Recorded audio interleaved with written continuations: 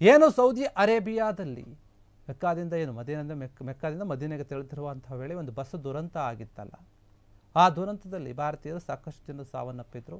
ಅದೇ ಒಂದು ಬಸ್ನಲ್ಲಿ ಕನ್ನಡಿಗ ಕೂಡ ಒಬ್ಬ ಇದ್ದ ಎನ್ನುವಂತಹ ಮಾಹಿತಿ ಈಗ ಹೊರಗೆ ಬರ್ತಾ ಇದೆ. ಬಸ್ನಲ್ಲಿದ್ದಂಥವರೆಲ್ಲ ತೆಲಂಗಾಣಕ್ಕೆ ಹೈದರಾಬಾದ್ಗೆ ಸೇರಿದವರು ಅಂತ ಹೇಳಲಾಗ್ತಾ ಇತ್ತು. ಹೀಗಾಗಿ ಅದರಲ್ಲಿ ಈಗ ಕನ್ನಡಿಗ ಕೂಡ ಒಬ್ಬ ಇದ್ದಾನೆ ಎನ್ನುವಂತಹ ಒಂದು ಮಾತು ಕೇಳಿ ಬರ್ತಾ ಇದೆ.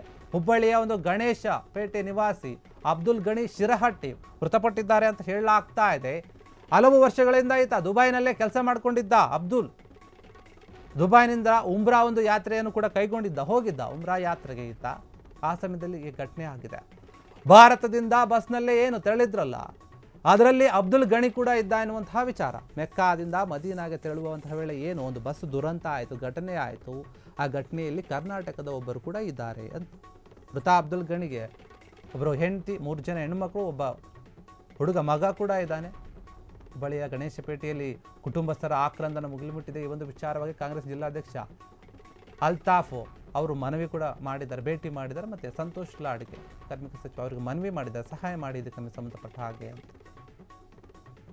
ನಿಜಕ್ಕೂ ಕೂಡ ಏನು ಸೌದಿಯಲ್ಲಿ ಆಗಿರುವಂತಹ ಒಂದು ಘಟನೆ ಎಂಥವ್ರಿಗೂ ಕೂಡ ಒಂದು ಜೀವ ಚೂರಮುತ್ತ ಆ ರೀತಿಯಾದಂತಹ ಘಟನೆ. ಪಾಪ ದೇವರ ಒಂದು ಬೇಡಿಕೆ ಅಂದರೆ ದರ್ಶನಕ್ಕೆ ಹೋಗಿರ್ತಾರೆ. ಅಲ್ಲಿ ಮೆಕ್ಕಾ ಮದೀನಾ ಅನ್ನುವಂತಹ ಒಂದು ಏನು ನೆಲನೇ ಇದೆ, ಅದೊಂದು ಪವಿತ್ರವಾದ ನೆಲ ಅಂತ ಇಡೀ ಒಂದು ಮುಸ್ಲಿಂ ಸಮುದಾಯ ಭಾವಿಸುತ್ತೆ. ಅಂತಹ ಒಂದು ಪವಿತ್ರವಾದಂತಹ ನೆಲದಲ್ಲಿ ಇಂತಹ ಒಂದು ಘಟನೆ ಆಗಿರುವಂಥದ್ದು ನಿಜಕ್ಕೂ ಕೂಡ ಎಲ್ಲರ ಮನಸ್ಸಿಗೆ ಕೂಡ ನೋವಾಗುವಂಥದ್ದು. ಅವರು ಯಾರೇ ಇರಲಿ, ಧರ್ಮ ಬೇರೆ ಆದರೂ ಕೂಡ ಜೀವ ಎಲ್ಲರದ್ದು ಒಂದೇ, ಜೀವಕ್ಕೆ ಬೆಲೆ ಇದೆ. ಸಾಕಷ್ಟು ಜನರು ಅಲ್ಲಿ ಸಾವನ್ನಪ್ಪಿದ್ದಾರೆ. 40ಕ್ಕೂ ಹೆಚ್ಚು ಜನ, 45 ಜನ ಅಂತ ಹೇಳ್ತಾ ಇದ್ದಾರೆ. ಹೀಗಾಗಿ ಆ ಒಂದು ಘಟನೆಯಲ್ಲಿ ಕನ್ನಡಿಗರು ಕೂಡ ಒಬ್ಬರಿದ್ದಾರೆ, ಕರ್ನಾಟಕದವರು. ಅದು ಹುಬ್ಬಳ್ಳಿಯವರು ಅಬ್ದುಲ್ ಎನ್ನುವಂಥವ್ರು, ಅಬ್ದುಲ್ ಗಣಿ ಶಿರಹಟ್ಟಿ ಅಂತ ಏನು ಹೇಳ್ತಾ ಇದ್ದಾರೆ, ಅವರು ಸಾವನ್ನಪ್ಪಿದ್ದಾರೆ ಅಂತ ಹೇಳ್ತಾ ಇದ್ದಾರೆ. ಹೀಗಾಗಿ ಕುಟುಂಬಸ್ಥರೆಲ್ಲೂ ಕೂಡ ತುಂಬ ನೋವಲ್ಲಿದ್ದಾರೆ. ಇವರು ಸುಮಾರು ವರ್ಷಗಳ ಹಿಂದೆಯೇ ಹೋಗಿ ದುಬೈನಲ್ಲಿ ಕೆಲಸ ಮಾಡ್ತಿದ್ರಂತೆ. ಅಲ್ಲಿಂದ ಇವರು ಉಮ್ರಾ ಯಾತ್ರೆಗೆ ಅಂತ ಹೋಗಿದ್ದಾರೆ. ಮೆಕ್ಕಾದಿಂದ ಮದೀನಾಗೆ ಬರಬೇಕಾದ್ರೆ ಈ ಒಂದು ದುರ್ಘಟನೆ ಆಗ್ಬಿಟ್ಟಿದೆ. ಅದರಲ್ಲಿ ಇವರು ಕೂಡ ಇದ್ರು ಆ ಬಸ್ಸಲ್ಲಿ.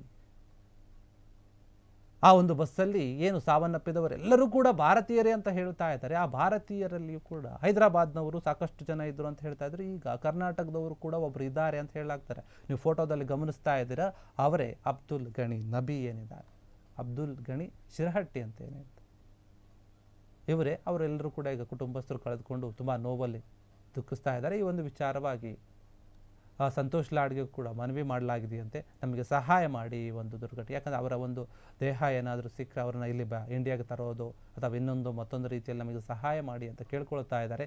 ಕಾಂಗ್ರೆಸ್ನ ಜಿಲ್ಲಾಧ್ಯಕ್ಷ ಆಗಿರುವಂತಹ ಅಲ್ತಾಫ್ ಅಳ್ಳೋರ್ ಅವರೇನಿದ್ದಾರೆ, ಅವರು ಒಂದು ಮನೆಗೆ ಕೂಡ ಅವ್ರ ಮನೆಗೆ ಭೇಟಿ ಹೋಗಿದ್ದಾರೆ. ಅಬ್ದುಲ್ ಅವ್ರ ಮನೆಗೆ ಹೋಗಿ ಅವರನ್ನೆಲ್ಲ ಮಾತಾಡಿಸಿ ಸಾಂತ್ವನ ಹೇಳಿ ಅದಾದ ನಂತರ ಸಂತೋಷ್ ಲಾಡ್ ಅವರಿಗೆ ಹೋಗಿ ಮನವಿಯನ್ನು ಮಾಡ್ಕೊಂಡಿದ್ದಾರೆ, ನಮಗೆ ಸಹಾಯ ಮಾಡಿ ಈ ಒಂದು ವಿಚಾರದಲ್ಲಿ ಹೆಂಗೆ ಏನು ಅಂತ ಪ್ರೋಸೆಸ್ ಏನಿದೆ. ಬೇರೆ ದೇಶದಲ್ಲಿ ಆದಂಥ ಘಟನೆ ಆಗಿರೋದ್ರಿಂದ ಕೆಲವೊಂದು ಇಂಟರ್ನ್ಯಾಷನಲ್ ಕೆಲವೊಂದು ಒಪ್ಪಂದಗಳಿರುತ್ತೆ. ಹೀಗಾಗಿ ಅದ್ರ ಬಗ್ಗೆ ಮಾತನಾಡಬೇಕು, ಅದಕ್ಕೆ ಸಹಾಯ ಮಾಡಿ ಅಂತ ಕೇಳ್ಕೊಂಡಿದ್ದಾರೆ.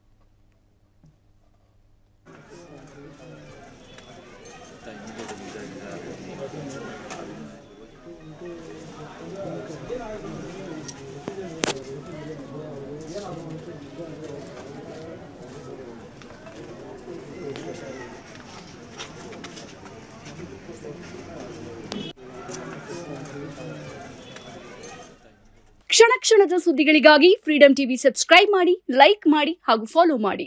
ಹೊಸ ಸುದ್ದಿಗಳ ನೋಟಿಫಿಕೇಶನ್ಗಾಗಿ ಬೆಲ್ ಐಕಾನ್ ಮೇಲೆ ಕ್ಲಿಕ್ ಮಾಡಿ.